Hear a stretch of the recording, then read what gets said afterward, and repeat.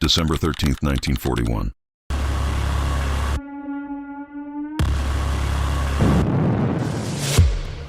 The smoke from Pearl Harbor had not yet cleared, and the Pacific War was already moving faster than anyone in Washington had imagined. Across Southeast Asia, Japanese forces were advancing with a precision that stunned Allied planners. Airfields were falling, ports were collapsing, supply lines were breaking apart almost overnight. And in the middle of this chaos, deep in the jungles and narrow coastal plains of the Philippines, a small, overlooked American unit was preparing to fight a battle no one believed it could win, not even the U.S. Army itself. The American defenders of Luzon were exhausted, undersupplied, and badly outmatched. Japanese naval power dominated the surrounding seas, moving troops, artillery, fuel, and food with near-total freedom. American commanders believed one thing with absolute certainty. If Japanese ships reached certain coastal supply points unchallenged, the ground war was effectively lost. The problem was simple and brutal. The U.S. had no navy in position.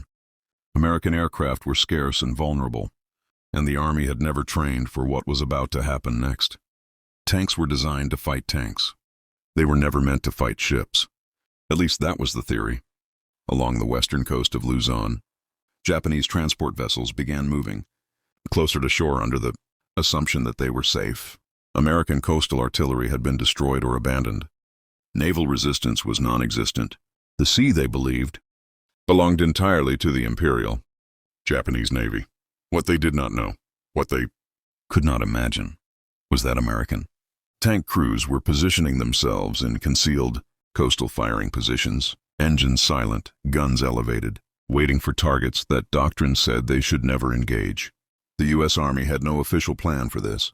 No training manuals, no field doctrine, no historical precedent. This was improvisation born out of desperation. American tank commanders understood that if those ships landed their cargo, thousands more Japanese troops would pour into the fight. Ammunition, food, artillery, and vehicles would follow. The war on land would become unwinnable. So they made a decision that bordered on madness. They would use direct-fire tank guns against naval targets, not at long range, not in open water, but as the ships approached shallow coastal zones where maneuvering was limited and escape was slow. The tanks were dug in carefully, hulls concealed by terrain and foliage. Firing lanes were calculated by eye, not instruments. Range estimates were rough.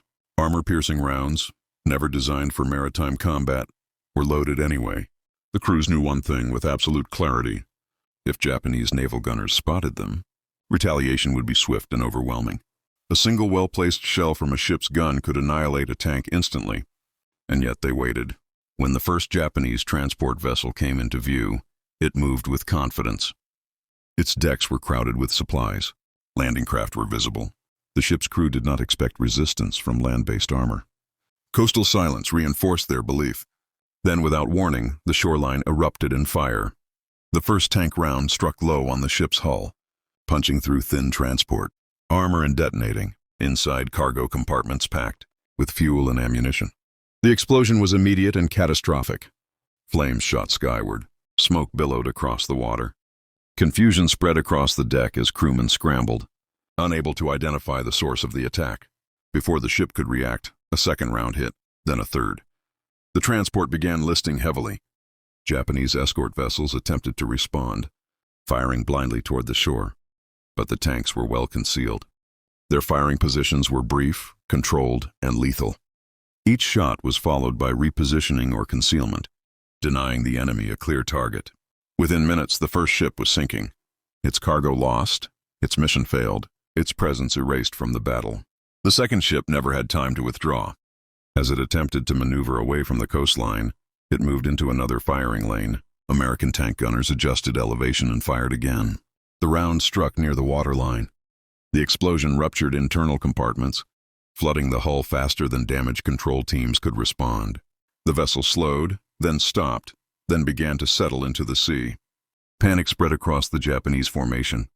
These were not naval engagements, they understood. This was not an enemy they had prepared for.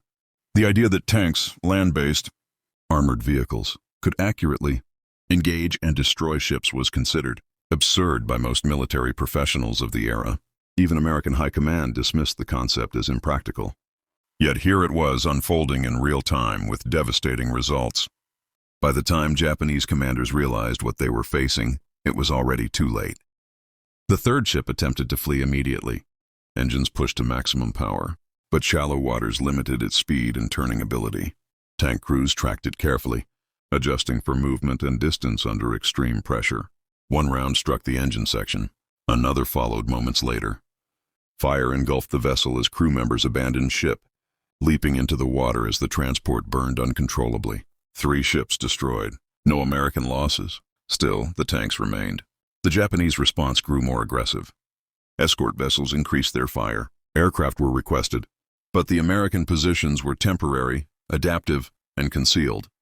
Tank commanders understood that lingering would mean destruction. They fired, relocated, concealed, and waited again. When the 4th ship approached, unaware that the previous vessels had been lost to shore-based armor, the same fate awaited it. This time, the explosion was so violent that the ship broke apart before it fully sank. The psychological impact was immense. Japanese naval commanders could not explain what had happened. Reports reaching higher command were confused, contradictory, and alarming. Some suggested hidden coastal artillery. Others speculated about submarines operating in impossible waters. None initially believed the truth: that American tanks had accomplished what aircraft and warships often failed to do. By the time the 5th ship entered the danger zone, Japanese forces attempted a more cautious approach. But the coastline itself had become a weapon. Every shadow was suspicious. Every tree line was a threat. The tanks waited until the vessel committed fully, then struck with precision. The 5th ship burned and sank like the others. 5 Japanese ships destroyed. 0 American tank losses. 0 American fatalities in the engagement. When reports finally reached American high command, disbelief was immediate. Tank units were not supposed to do this. They were not trained for it. They were not authorized for it. And yet the results were undeniable. The U.S. Army initially questioned the accuracy of the reports. After-action reviews were delayed. Confirmation took time. But once verified, the engagement forced an uncomfortable realization: under the right conditions, with the right leadership and improvisation, armored forces could reshape battles in ways doctrine had never anticipated. The victory did not change the overall strategic situation in the Philippines. The Japanese advance continued. Supplies remained scarce. Reinforcements never came. But for a brief violent moment, American tanks rewrote the rules of warfare and proved that innovation on the battlefield often comes not from planning rooms, but from soldiers who refused to accept defeat. And the men inside those tanks understood something deeper. They were not just fighting ships. They were buying time. They were denying the enemy certainty. They were proving that even in retreat, resistance could still be lethal. The Japanese Navy would remember that coastline. So would the U.S. Army. Though it would take years before the full significance of what happened, there was truly acknowledged. The destruction of the 5 ships did more than disrupt a single landing attempt. It fractured Japanese operational confidence along the Philippine coastline. Naval commanders who had previously moved with speed and certainty now hesitated. Every shallow bay became a potential kill zone. Every quiet shoreline felt hostile. For the first time in the campaign, Japanese planners were forced to consider the possibility that the land itself could strike back. Inside American headquarters, confusion matched shock.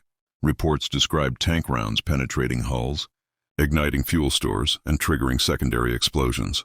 Officers trained in rigid doctrine struggled to reconcile what they were reading with everything they had been taught. Tank guns were not naval weapons. Their sights were not designed for moving maritime targets. Their crews were not trained for indirect estimation across water. And yet the evidence was undeniable. Wreckage washed ashore. Survivors were interrogated. Aerial reconnaissance later confirmed. Sunken hulls resting at shallow angles near the coast. The tank crews themselves did not view the engagement as extraordinary. For them, it had been a simple calculation of survival. Every ship sunk meant fewer enemy soldiers advancing inland. Every destroyed supply vessel meant fewer shells falling on American positions. They had adapted not because they were innovators, but because the battlefield had demanded it. There was no celebration, no sense of triumph, only exhaustion and the understanding that the enemy would return, smarter, angrier, and better prepared. Japanese command responded with urgency. Landing operations were adjusted. Ships were ordered to stay farther offshore. Escort fire increased. Reconnaissance flights began scanning coastlines more aggressively. But these adaptations came at a cost. Delays slowed the Japanese advance. Supply bottlenecks formed. Infantry units found themselves short on ammunition and food during critical moments. What had been assumed to be a smooth logistical operation became fragmented and cautious. This delay mattered. In war, time is not measured in days, but in moments of opportunity. Each hour gained allowed American units to reposition, destroy equipment to prevent capture, and prepare defensive withdrawals.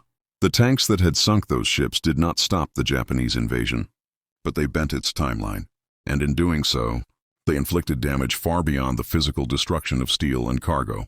Military historians would later describe this engagement as an example of tactical anomaly, something that should not have worked, but did. Yet that phrase understates the reality. This was not luck. It was geometry, terrain, psychology, and discipline converging in a narrow window. The ships were vulnerable because they had committed to shallow waters. The tanks were effective because they exploited predictable movement and weak armor. The crews succeeded because they fired with restraint, accuracy, and a clear understanding that survival depended on invisibility as much as firepower. No American tank was lost during the engagement. That fact alone unsettled Army analysts. Tank warfare was expected to be costly. Armor was supposed to draw fire. Yet here, tanks had delivered decisive results without suffering a single casualty. This contradicted prevailing assumptions about armored vulnerability. It suggested that under certain conditions, tanks could dominate battles without ever being seen. The lesson was quietly noted and quietly shelved.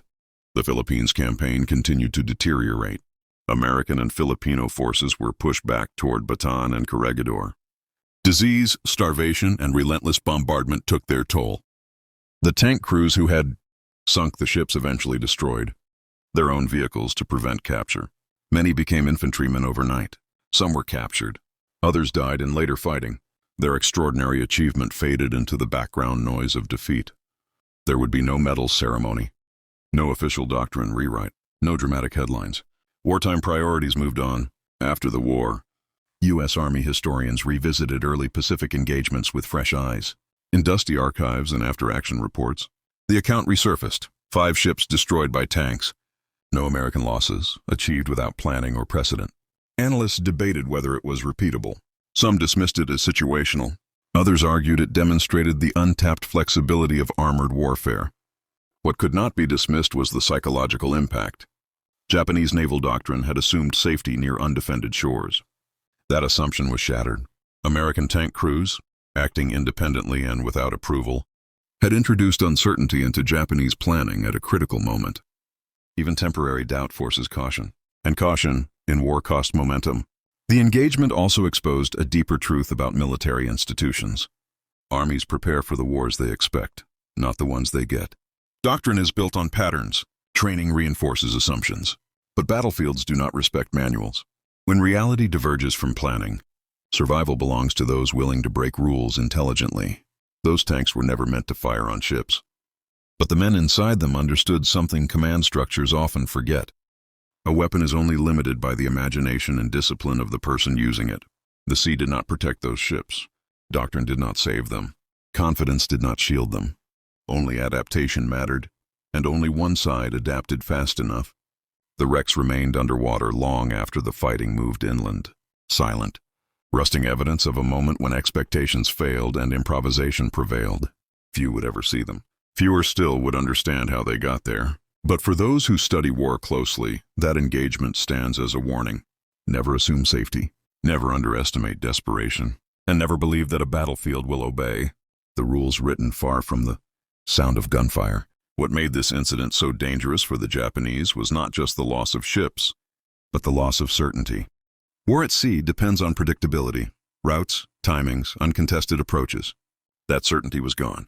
Japanese commanders now had to assume that any coastline, no matter how quiet or undefended it appeared, could be hiding armored guns capable of tearing open hulls at close range.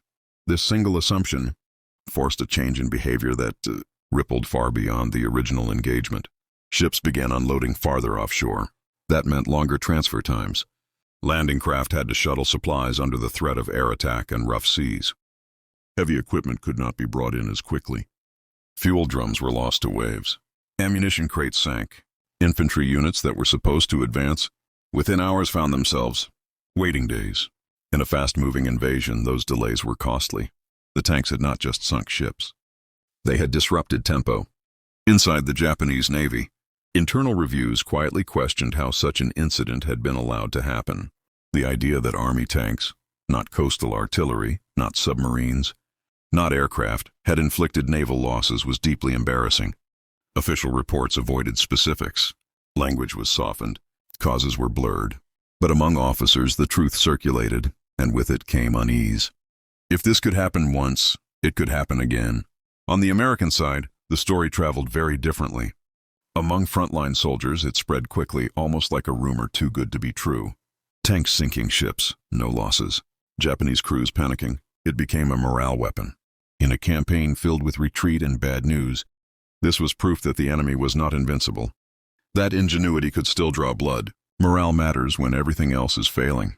The men who carried that knowledge forward did so quietly. They did not boast. They did not expect recognition. Most assumed no one higher up would ever care. They were right. But the experience changed how they fought. Once you have seen doctrine break under fire, you stop trusting rigid rules. You start trusting judgment. As the fighting moved deeper inland, Japanese units encountered resistance that felt less predictable. American forces were short on everything except creativity. Mines were improvised. Ambushes were set where none were expected. Equipment was repurposed. That same mindset that had turned tanks into anti-ship weapons now infected the broader defense. The truth is, this battle was never about tanks or ships alone. It was about a moment when assumptions collapsed under pressure. When men who were told what could not be done chose to ignore that voice and act anyway. 5 ships sank not because of superior firepower, but because certainty became weakness. The Japanese Navy believed the shoreline was safe. The U.S. Army believed tanks had limits. Both beliefs died in the same shallow water. And in war, it is often not the strongest force that wins, but the one that adapts first, thinks faster, and refuses to surrender to doctrine when reality demands something else. For decades, this story lived in footnotes and forgotten reports, overshadowed by larger battles and greater defeats. Yet its lesson remains quietly powerful. Technology does not decide outcomes. Numbers do not guarantee victory. Even planning is fragile. What matters when everything breaks down is the human decision to act creatively under fear. Those tank crews did not change the course of the Pacific War, but they proved something far more enduring. That even in retreat, resistance can still be decisive. That even when abandoned, a force can still strike back. And that sometimes history turns not on grand strategies, but on a single unexpected decision made in silence. Because the most dangerous weapon on any battlefield is not a ship, not a tank, not even an army. It is the moment when the enemy realizes they were wrong. Thanks for watching.